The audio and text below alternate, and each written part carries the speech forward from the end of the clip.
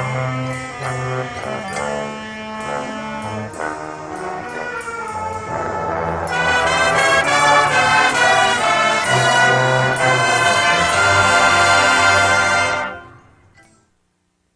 think this year, right after Nationals last year, the staff and I started talking about how we were so close to making it to finals and wondering if the present storytelling band image was the one that really was going to get us there. And I think we all kind of agreed that we kind of were frozen into Class A with our storytelling and characterization and dramatizations on the field, and that if we were going to, in fact, make that next step into the top 12, I know we all talked about how we really needed to sort of change our concept so that the image that we were having was more of a top 12 image.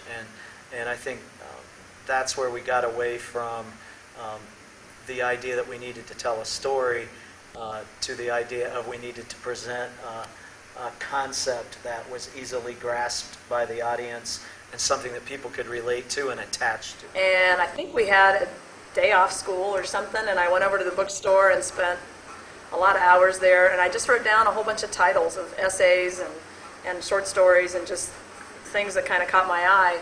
And I came home from the bookstore and I started reading down the list to Mr. Seiler, and I was like, this, Tyranny to the clock, this, and he's like, stop.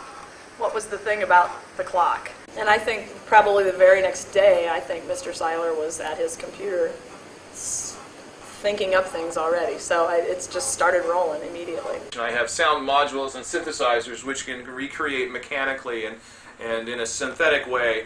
It can give me an idea of what the music is to sound like. And it's a wonderful tool to be able to use this technology, but when I hear the kids play it, that's when I find out whether or not it is actually going to work. One of the nice things about working with the Bellbrook organization is I can usually write pretty much anything I want to from a melodic or harmonic standpoint, and Marty and Barb usually like most of the ideas I have. The only thing that we have to argue and compromise about is the pacing of the show. In fact, what ended up being this year's warm-up was originally how I wanted to begin the show, which was this material right here.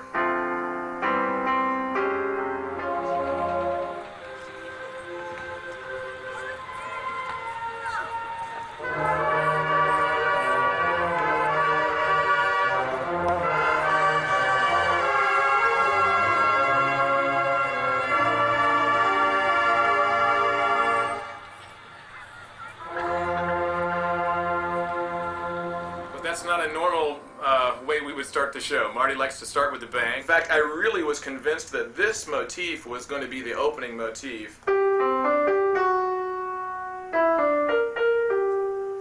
And we were going to take off with that sort of a...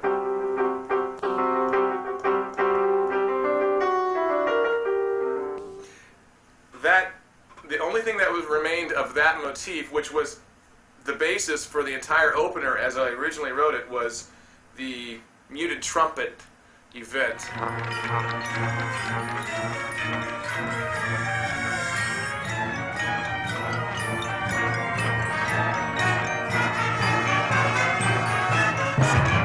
In outlining the show, we had a pretty good idea the evolution of elements and images that we wanted to portray.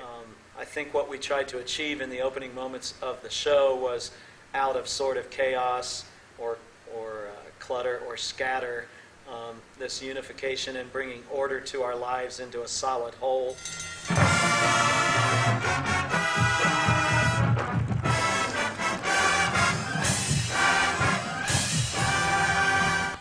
And then after the parallelogram shifted and we changed tempos, there's a whole lot of intentional minimalism in that section, which means you just kind of take a little motive and you do it to death. The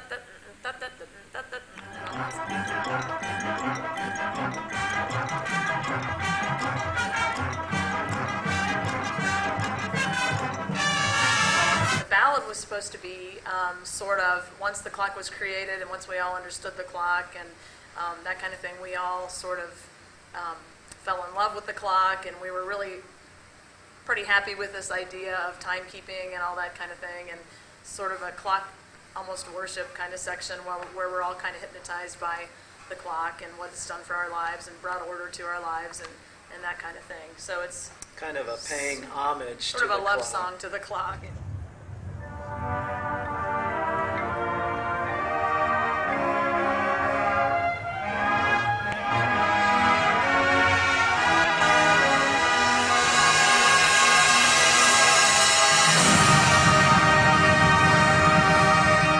The parade Didn't start out being a theme parade. actually started, we were trying to be very industrial, thinking of that whole segment of just things which kind of occupy and make our lives busy, and kind of just from going to work to going and watching a parade.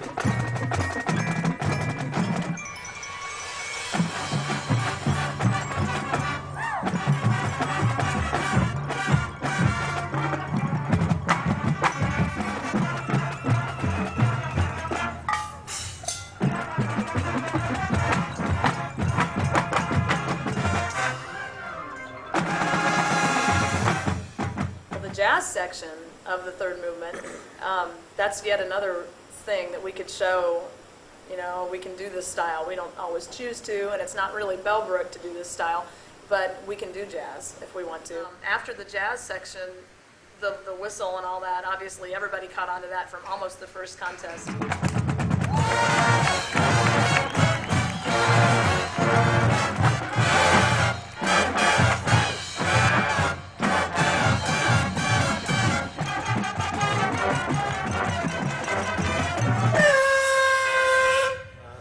The weapon line that was their portrayal down front was the factory worker and the blue-collar worker creating sort of in an industrial manner this larger-than-life clock. Which got then displayed at ta-da.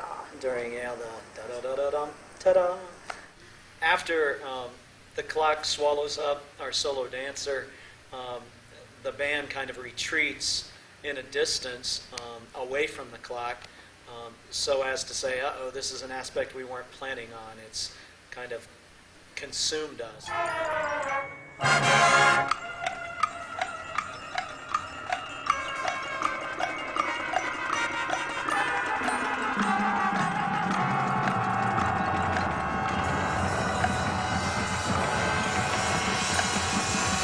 And then we start the fourth movement, which we kind of titled Regret. You know, we're all kind of, oops, what have we done, Right.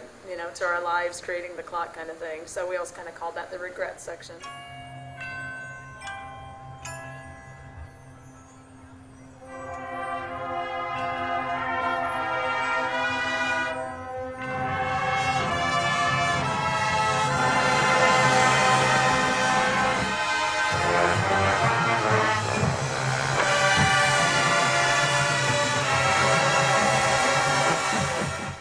We actually are trying to disassemble the clock, and I think that's the symbolism or the imagery of the rifle line in front, actually twirling just pieces of the clock with the hands of the clock.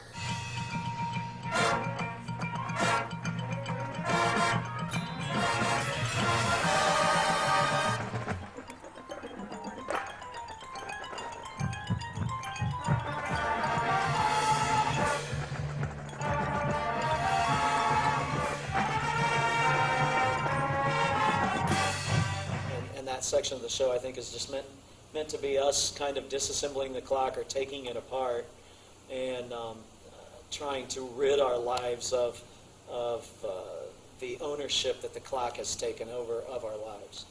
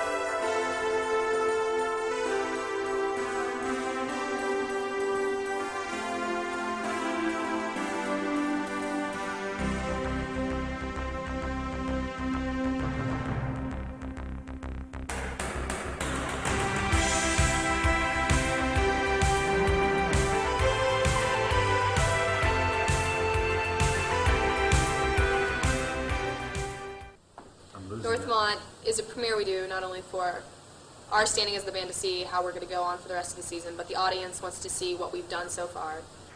Well, every year at Northmont, it's our first opportunity to show off what we've done.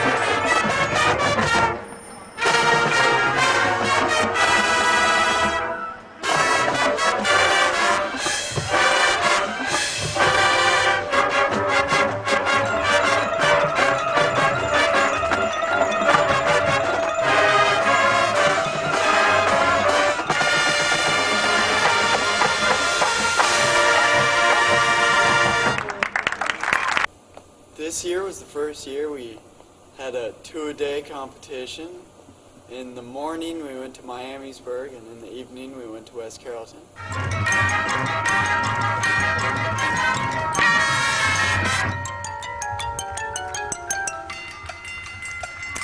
felt like we were going to win that night, and we didn't, so I was a little disappointed in the nighttime, but I realized that we can't always expect to win everything. So.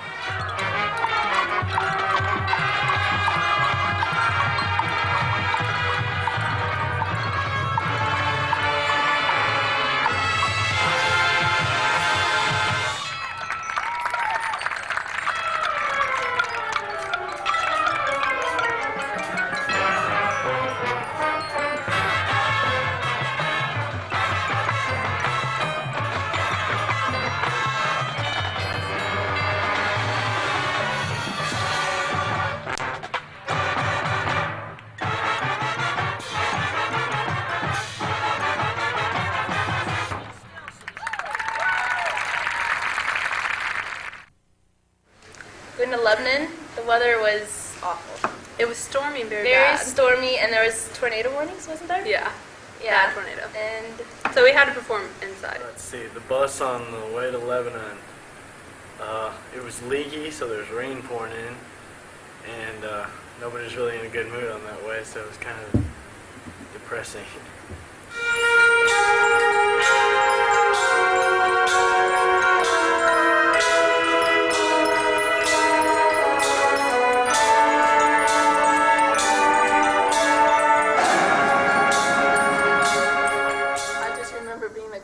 Stuck in the back corner and whacking each other like it was a bullpen fight, and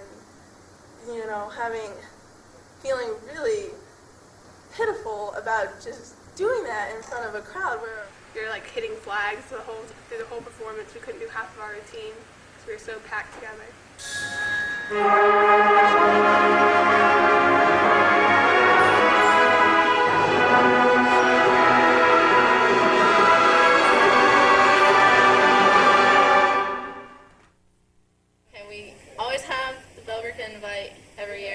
It's kind of, a few years ago it was really small, and it's kind of grown in size as the years progress.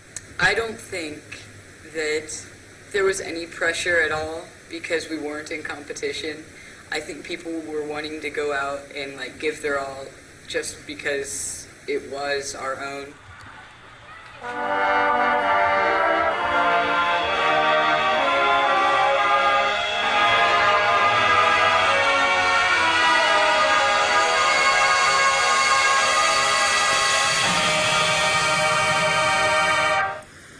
The first time we used the tarp, I slipped and I hurt my knee. It hurt pretty bad. I got like a big old bruise on it, and it caused me quite a bit of pain.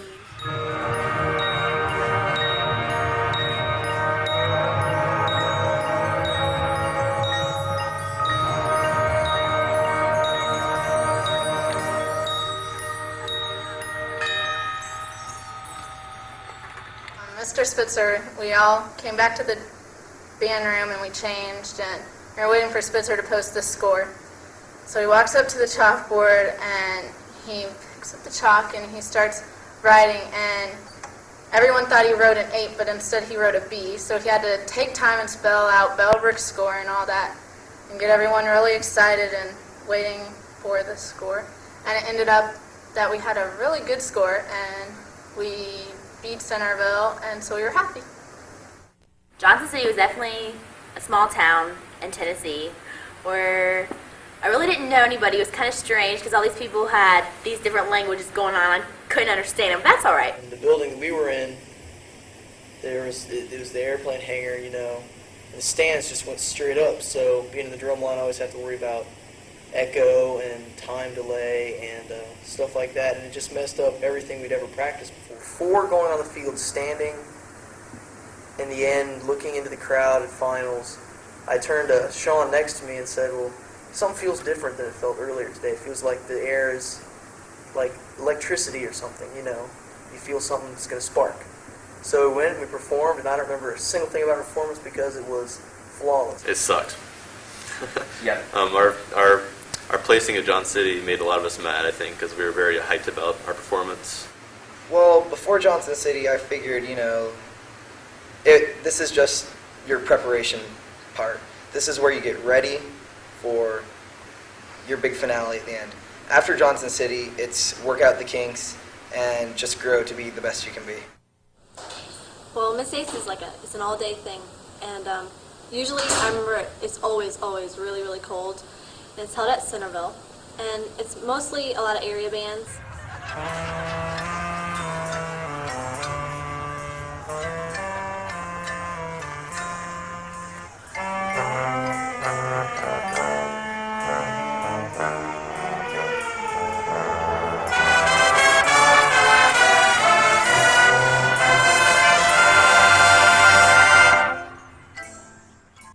Did really good, and I think it gave everybody a lot of confidence going into regionals and nationals in the next 2 weeks. We can compete with the big bands like Northmont, and we don't have anything to be ashamed of.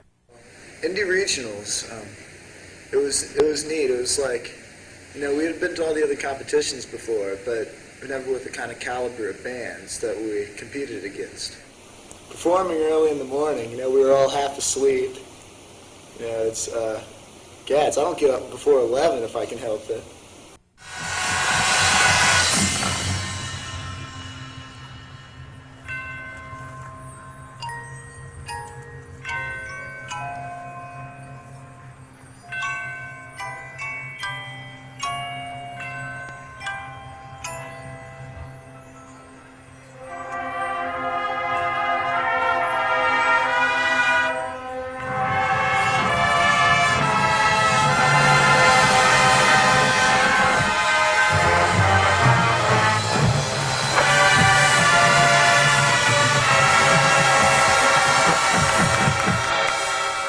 I think that we really put it together, and despite the early time, we showed them that we're a great band and woke them up that morning.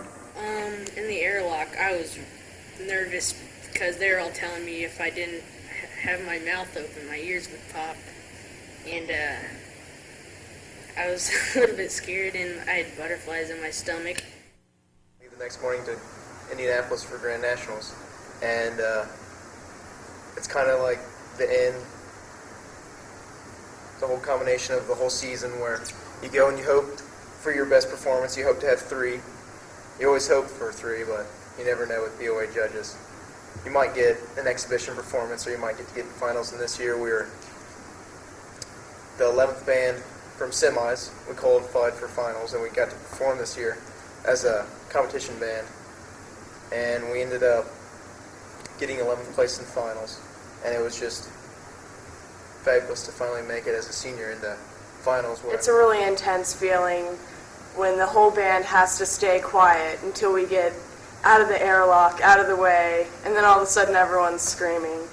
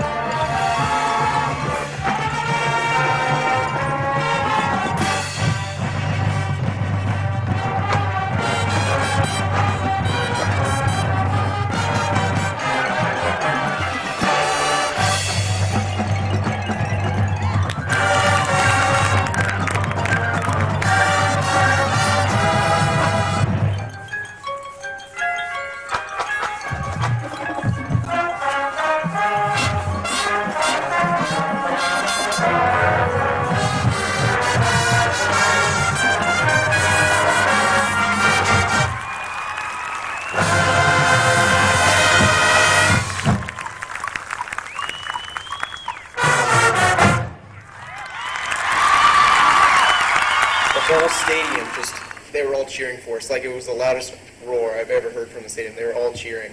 So happy that Bellbrook finally made finals. I think really we channeled all our emotions into our final performance, and we made it probably the best performance we've ever had for that show because we had the emotion and we could show it. When they announced that we made finals, it was just everybody was just crazy, and I looked down at Mr. Spitzer and the whole staff was crying and everybody was just happy. It was like one of those top 5 moments of your life when crazy. When we had made finals, I remember I saw a little man in a leather black coat just jumping around like I've never seen him. I saw the whole staff going wild and all the students, and I remember when we were down on the field, we were waiting to be called, and they had just called the 11th band, and I could see the announcer who announces all the bands, and he just looked at us and gave us a smirk, and then he called Bellbrook, and all the officers broke attention, we started going wild, and then we're all yelling at each other to get back to attention so that we could salute. And it was just the greatest feeling to see everyone going nuts and finally making finals. This year, I think one of the greatest things about the retreat was the feeling that we actually belonged on the field. In past years, it was kind of like they say, go ahead and, break ranks, and you'd walk around and you'd be like, congratulations, congratulations, and you wouldn't feel as you were deserving to be on that field during retreat. And this year, I really felt that. I mean, we got so many congratulations from Marian Catholic who won. It was just an amazing feeling when they recognized all the hard work that we put into our product and that we have reached our full potential. One thing I want to stress to the kids of today's band is just how, even though they worked very, very hard this year, each year before this year, we've been taking some years baby steps, some years huge steps to arrive at the point. And the audience at finals, at Grand Nationals, when we finally made that top 12, I know there were many kids who were alumni in the audience who felt just as excited for us as we did for ourselves, knowing that every step they had made, every gain they had made in that ground was what finally propelled us with this band's hard work into that Grand National finalist spot.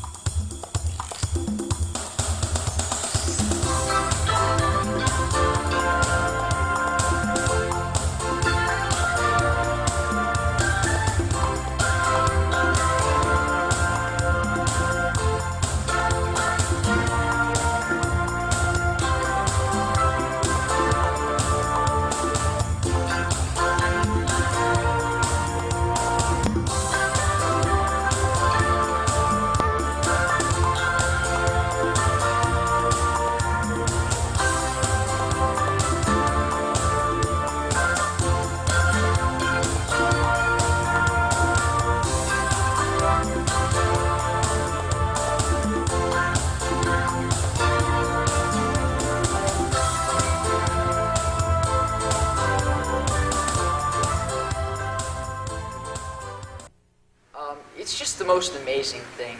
After going through a season in band as my freshman year, it was the most amazing experience. I can't believe I even doubted joining this band at all. I feel that anyone who doesn't is really missing out.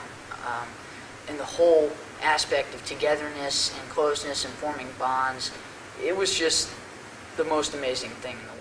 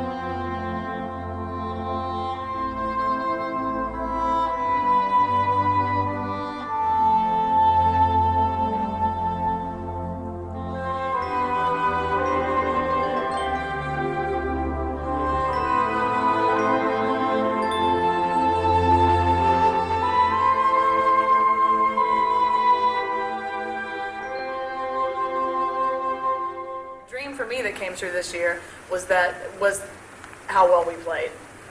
I mean, I just never thought that we would be making some of the sounds that we made this year, and that was kind of an amazing thing to me, and that was my goal, and we achieved it, my dream. Well, I think another dream for me is from the time we started going to Bands of America, many of the faces of other directors and judges and those types of people have stayed the same, and we've kind of looked up to those programs. And I think kind of the answer to a dream for me is that the whole program is now being recognized by the Greg Bims, who's the director of Marian Catholic, and Ken Snug from Lake Park, not as just a cute little band from Ohio, but as an opponent that they consider a viable opponent. So I think that's very gratifying for me and hopefully for the kids. When they mentioned that Bellbrook, you're a finalist this year, every other director and their whole staff stood up and clapped for us as if to say, yeah, and you belong and welcome to finals. And it was pretty cool. My biggest memory of nationals was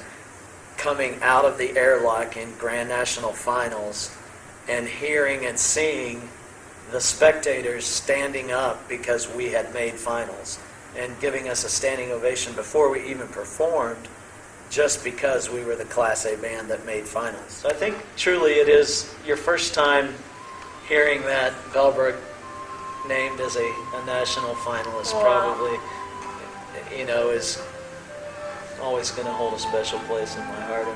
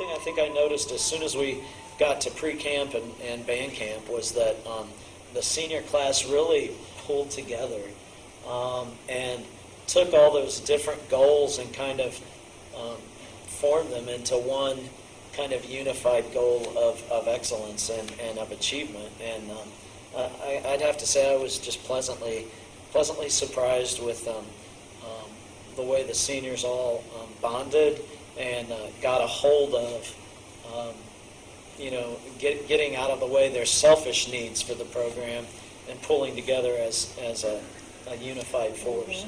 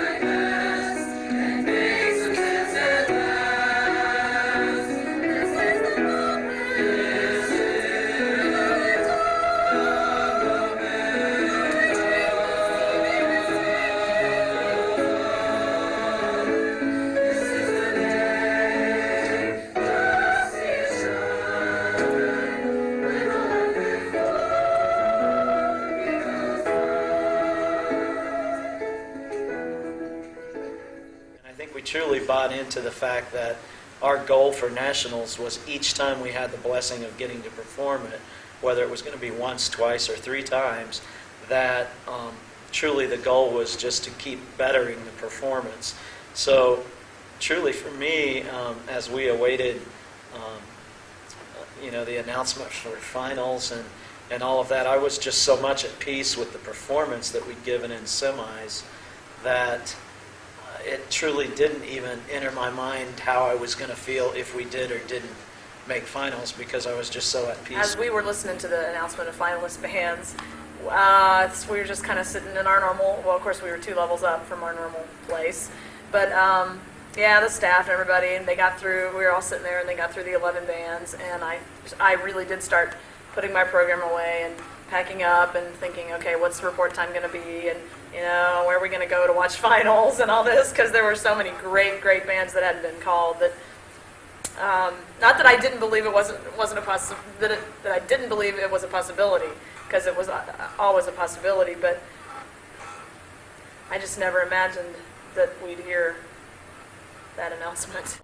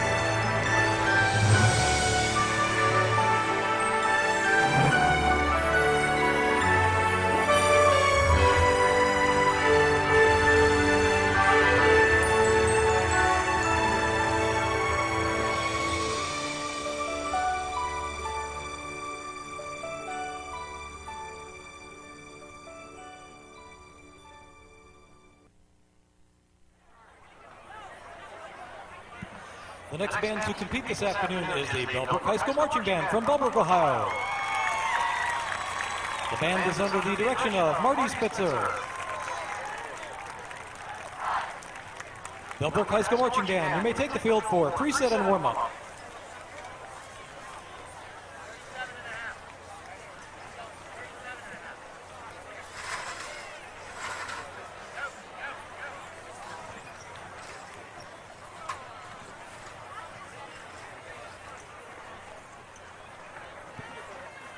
Bellbrook's 2000 show is entitled Tyranny of the Clock. Selections include Fanfare, Mechanism, Clock Worship, Busy Lives, Regrets, and Killing of the Clock.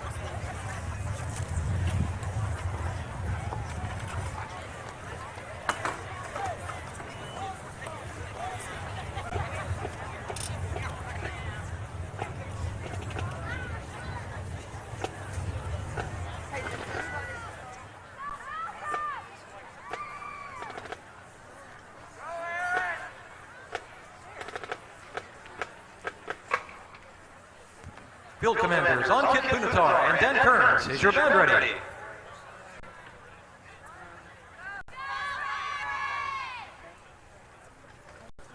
Are the judges ready?